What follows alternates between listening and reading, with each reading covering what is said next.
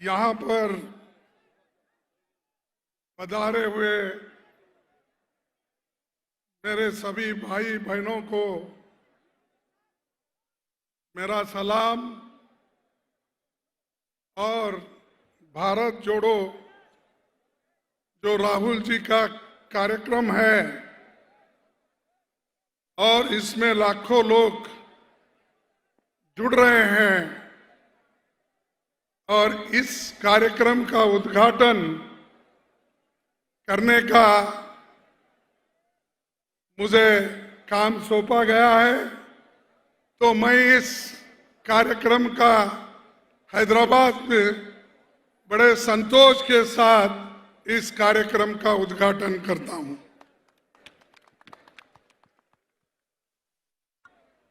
भाइयों, आज इस मंच पे बैठे हुए हमारे कांग्रेस पार्टी के भूतपूर्व अध्यक्ष श्री राहुल गांधी जी, केसी वेणुगोपाल जी, रेवंत रेड्डी जी, माणिक टैगोर जी, बट्टी विक्रमा और जीवन रेड्डी साहब, उत्तम रेड्डी साहब और सेटकार साहब, संपत कुमार और हनुमंतराव जी, पोन्ना लक्ष्मण जी, बोसराज और बहुत से साथी यहाँ पर है। क्षमा करना, मैं किसी का नाम अगर भूल गया हो तो मैं क्षमा चाहता हूं। भाइयों,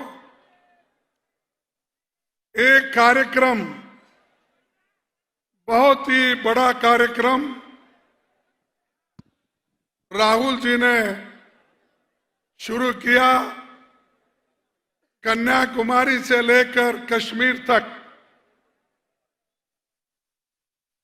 कम से कम 3,560 किलोमीटर चलने का, लोगों से मिलने का, लोगों के साथ बहस करने का, हर पार्टी के एनजीओस कोई भी हो, कि आज जो हिंदुस्तान में मोदी सरकार, बीजेपी, आरएसएस सभी ने मिलके जो देश को तोड़ने की कोशिश कर रहे हैं, समाज में एक दूसरे को लड़ाने की कोशिश कर रहे हैं और उसी के साथ भाषा में लड़ाई, धर्म में लड़ाई और हर चीज में वो आज अपना हाथ आगे कर रहे हैं। चाहे वो एजुकेशन हो, चाहे वो डेवलपमेंट हो, चाहे किसी भी चीज पर वो अपना छाप बिटाने की कोशिश कर रहे हैं। यहां पर और भी एक बात कर रहे हैं कि जो लोग जिस जगह एक है, एकता से काम करते हैं, मिलजुल के रहते हैं, उनको लड़ाने की कोशिश करते हैं। हैदराबाद स्टेट एक ऐसा स्टेट है जहां पर हिंदू, मुसलमान, सिख, ईसाई, पारसी सभी एक होकर, एकजुट होकर यहां रहते हैं और ये हमेशा हैदराबाद मशहूर है, खासकर तेलंगाना। मैं भी इसी एरिया से आता हूं, बाजू में रहता हूं। मैं समझता हूं रेवंत रेड्डी और हमारी कॉन्स्टिट्यूंसी लगी हुई है। तो ये मेरे लिए तो नया नहीं है, और यहाँ का जो कल्चर है, यहाँ का मिलजुल है, सभी लोग जो मिल के रहते हैं, पहले हम देखते हुए आए हैं। अब मैं तो यहाँ से 55 साल से यहाँ पर आते जाते रहता हूँ, यहाँ के लीडरों से मिलता हूँ, यहाँ के लीडर मुझे मिलते थे और बहुत से सीनियर लीडर यहाँ अगर हम यहाँ से गुजरते थे तो हमेशा हमको बुला के अपना समझ के पार्टी की बात करते थे और मिलजुल के एक ऐसा मिलाप था वो कभी नहीं टूट सकता। तो हैदराबाद से, तेलंगाना से हमारा जुड़ाव है और कांग्रेस पार्टी एक ऐसी पार्टी है जो आपकी इच्छा थी, आपकी आशा थी कि तेलंगाना अलग बने, वो अगर किसी ने किया है, कांग्रेस ने किया है। कांग्रेस आज आप जो चाहते थे वो देकर आप सभी को अपने पैर पे खड़ा होने के लिए आज इतना बड़ा निर्णय श्रीमती सोनिया गांधी जी ने लिया। तो इसलिए भाइयों, ये एक जो देन है, इसको कायम रखने के लिए सेंट्रल गवर्नमेंट में कांग्रेस पार्टी को लाने के लिए आप सभी लोग पूरी ताकत लगाना जरूरी है। कोई भी हो, आज यहां पर केसीआर की हुकूमत है। केसीआर की हुकूमत कहां से आई? अरे तेलंगाना से आई और तेलंगाना के लोग उनको दिए, लेकिन उन्हीं लोगों को खत्म करने की कोशिश कर रहे हैं। जो लोग आपके हाथ में यहां पर डेवलपमेंट का झंडा दिया, उन्हीं को आप आज एक एक करके खत्म कर रहे हैं। किसी का लैंड छीन रहे हो, किसी को जबरदस्ती केस डाल रहे हो, किसी को दबाने की कोशिश कर रहे हो। तो मैं यही समझता हूं कि केसीआर में और मोदी में कोई फर्क नहीं है, दोनों एक ही है। क्योंकि हमारे कई बिल जो हम पार्लियामेंट में लाए थे, जरा चुप बैठिए, सुनो, उसके बाद फिर कूदेंगे चुनाव में। भाइयों, आप ये मत समझो कि आज जो केसीआर हर स्टेट जाकर मिल रहे हैं, किसी को गला लगा रहे हैं, किसी को शाल डाल रहे हैं, यहां से लेकर कलकत्ता गए, कलकत्ता से पंजाब गए, पंजाब से फिर तमिलनाडु गए, बेंगलुरु, सब जगह जा रहे हैं। क्यों भाई?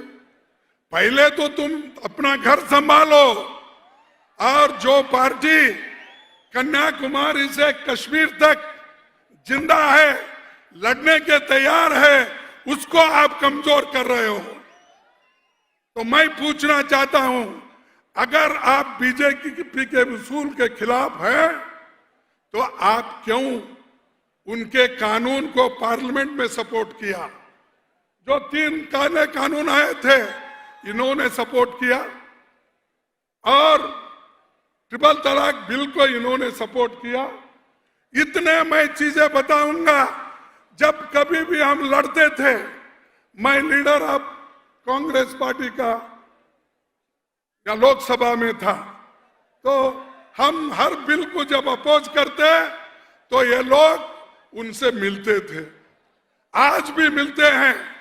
फिर दूसरी तरफ ये कहते हैं कि हम देश में जो है नॉन बीजेपी सरकार लाना चाहते हैं। अगर नॉन बीजेपी सरकार कोई लाएंगे, वो राहुल गांधी के नेतृत्व में, कांग्रेस के नेतृत्व में हम लाएंगे, हम लाएंगे। ये हमारे पास उतनी ताकत है। तो आपको मैं एक ही बात कहता हूं, ये जो केंद्र की भी सरकार है, ये बड़ी अजब सरकार है। मोदी का तो रोज देखते हैं, कभी वो टोपी पहनते हैं, क्या कभी रुमाल पहनते हैं, हर वेश में वो आते हैं, जैसा देश वैसा वेश वो करके चले जाते हैं। और मुझे ये महसूस हो रहा है कि आप सबको भी मैं अवगत कराना चाहता हूं कि इस देश में सरकारी नौकरियां 13 लाख नौकरियां खाली है। 13 लाख, वो रेलवे के हो, डिफेंस के हो, सिविल सर्वेंट्स के हो, 13 लाख वैकेंसीज है। और परसों मोदी जी 75,000 नौकरियां की सर्टिफिकेट बांट रहे हैं। अरे जिस जगह 13 लाख नौकरियां खाली है और SC, ST, OBC के लिए कम से कम 6 लाख नौकरियां खाली है, वो नौकरियां आप नहीं भर रहे हैं। आप अपने चाहते हुए लोगों को 75,000 की भर्ती करके मैं इतने नौकरी दिया, कहां से दिए भाई? ये तो सरकारी नौकरी है, वो भी 13 लाख है।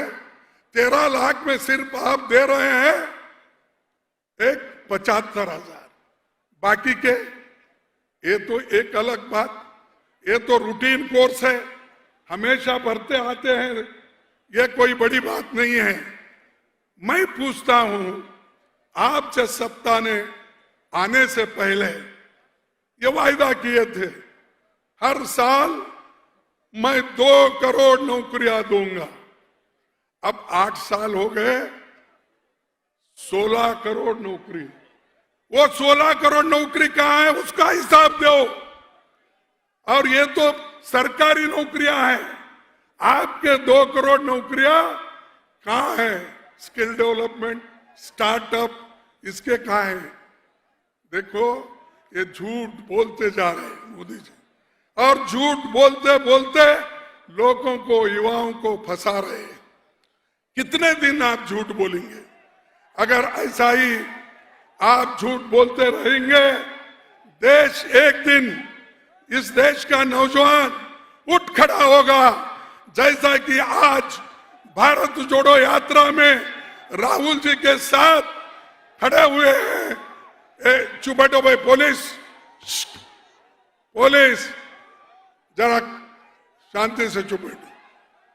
तो ये आज इतने नौजवान लोग क्यों आ रहे हैं कि वो जो उन्होंने वायदा किया था उस वायदे के मुताबिक वो चल नहीं पाए, इसीलिए नाखुश होकर अब रोड पे आए हैं लाखों लोग। मैं देखा हूं खुद, मैं कन्याकुमारी में भी इस इनॉग्रल फंक्शन में था, वहां से लेकर हैदराबाद तक और हैदराबाद से लेकर अब मराठवाड़ा तक, मराठवाड़ा से लेकर उड़ीसा तक लोग लाखों की संख्या में जुड़ेंगे और आने वाले 2024 में कांग्रेस पार्टी की सरकार सेंट्रल में आएगी।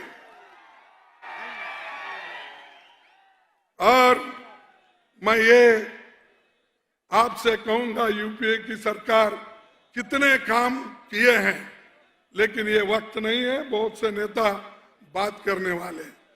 और क्योंकि बार बार मोदी हमको पार्लियामेंट में पूछते हैं, बाहर पूछते हैं, जब 2 करोड़ का एक रिनोवेशन करके पुल उन्होंने उद्घाटन किया, वो 5 ही दिन में गिर गया और कम से कम 145 लोग मर चुके।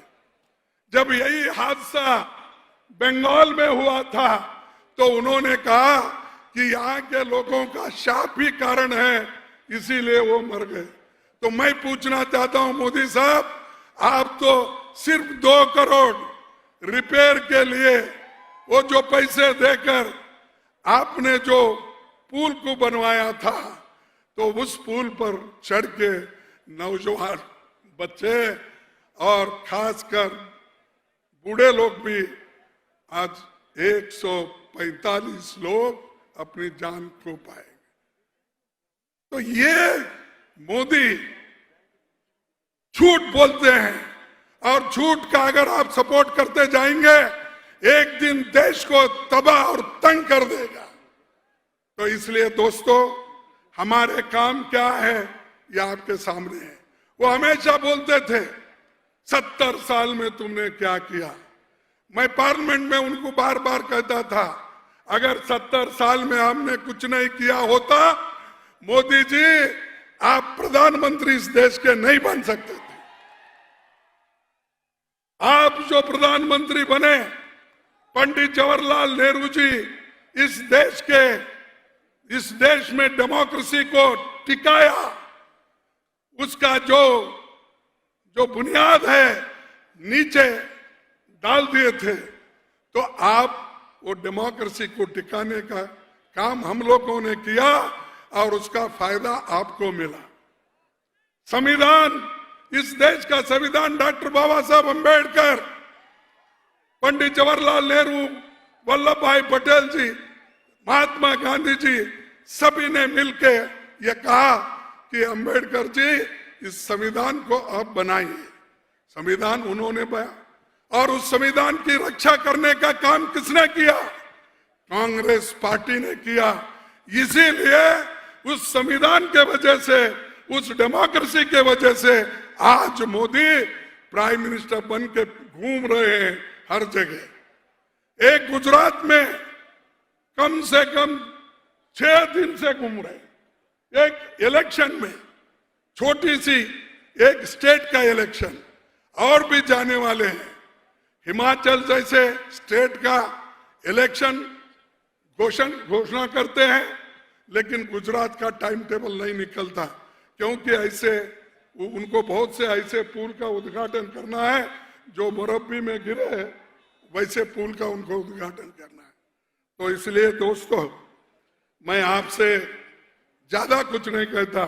महंगाई तो बढ़ रही है, अनएम्प्लॉयमेंट एक तरफ, महंगाई, पेट्रोल, डीजल, खाने की चीजें, हर चीज, बच्चों के पेंसिल, रबर, ऐसे चीजें भी मोदी ने जो नहीं छोड़ा, सब कुछ जीएसटी लगा दिया।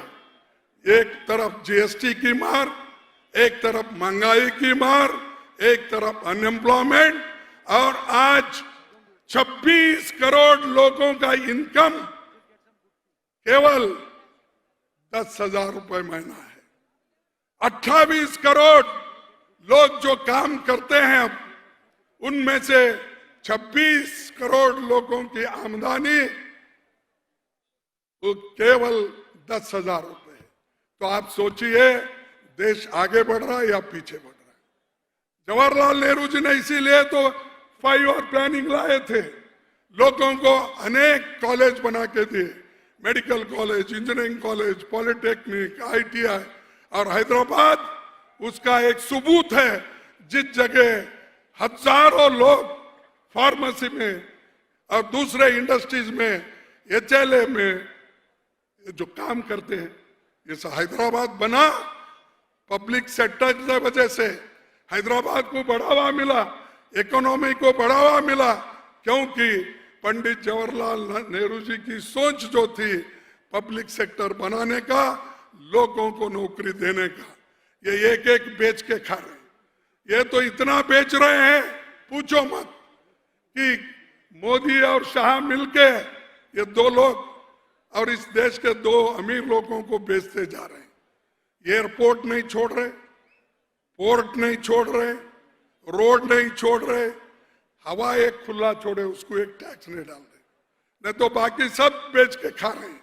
अगर मौका मिला, उनको कोई टेक्निक बताया, अगर आदमी जीना है, उसको ऑक्सीजन और हवा होना है, तो उसको कम से कम टैक्स लगाना चाहिए। अगर कहा तो वो भी कर जाएंगे, यानी किसी को नहीं छोड़ा। तो इसलिए ऐसे लोगों को पहले गद्दी से हटाना है। इसके लिए एक होना है। ये छोटी मोटी बातें आप भूल जाओ, कौन क्या दिया, किसको क्या मिला। अरे अगर देश बचा, हम बचे, डेमोक्रेसी बची, संविधान बचा, तो ही सब कुछ मिलने वाला है ना। अगर यही खत्म हुआ तो आपको क्या मिलने वाला? फिर गुलाम बन जाएंगे, फिर चंद लोगों के हाथ में आप रहेंगे। तो इसलिए भाइयों, मैं ज्यादा वक्त आपका न लेते हुए मैं आपसे यही विनती करूंगा, हम मिलजुल के आगे कदम बढ़ाएंगे। और आखिरी एक बात मैं कहता हूं, वक्त को बदलना सीखो, वक्त को बदलना सीखो, मजबूरियों को मत कोसो, मजबूरियों को मत कोसो, वक्त को बदलना सीखो और हर हाल में राहुल जी के साथ चलना सीखो। और मोदी जी वो छोटी उड़ान पे गुरूर करते रहते हैं, लेकिन जो परिंदा अपने लिए आसमान ढूंढता है, लेकिन मोदी छोटे छोटे चीजों पे अपने गुरूर बताते, मैंने ये किया वो किया।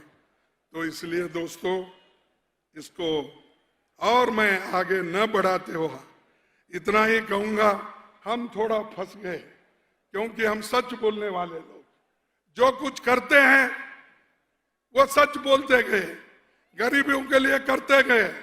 सोनिया जी ने फूड सिक्योरिटी एक्ट लाई, कंपल्सरी एजुकेशन एक्ट लाया और मनरेगा जैसा स्कीम लाया। ये किसके लिए? ये गरीबों के लिए। हमने किया, लोगों को उसका फायदा हो रहा है। और ये सच है, लेकिन आज लोग झूठ बहुत बोलते हैं। उसीलिए झूठ बोलकर तो मैं ही भी दरिया पार कर जाता, झूठ बोलकर तो मैं भी दरिया पार कर जाता। डूबो दिया मुझे सच बोलने की आदत से, सच बोलने की आदत से मुझे डुबा दिया। ये झूठ बोलने वालों की सरकार अब आई है। तो इसलिए दोस्तों, आप सच के साथ रहो, जो काम करते हैं उनके साथ रहो, जो लड़ते हैं उनके साथ रहो, डरो मत। सरकार कुछ भी रहने दो, करने दो, लेकिन कांग्रेस पार्टी हमेशा गरीबों के साथ, नौजवानों के साथ, किसानों के साथ, SC/ST के साथ, OBC के साथ, पिछड़े हुए दबे हुए लोगों के साथ हमेशा रही है, रहेगी और युवाओं को भी हमेशा साथ देगी। मैं इतना कहते हुए मेरे 4 शब्दों को समाप्त करता हूं। जय हिंद, जय तेलंगाना। मैं एक स्लोगन दूंगा, आप उसको अपनी आवाज में जोर से मिला देना। जोड़ो जोड़ो भारत जोड़ो। अरे अगर KCR भी सो गया है तो उठना चाहिए, ऐसा जरा जोर से। जोड़ो जोड़ो भारत जोड़ो, जोड़ो जोड़ो भारत जोड़ो। जय हिंद, जय हिंद, जय हिंद, जय हिंद, जय हिंद। जय हिंद। धन्यवाद, आप सबको नमस्कार।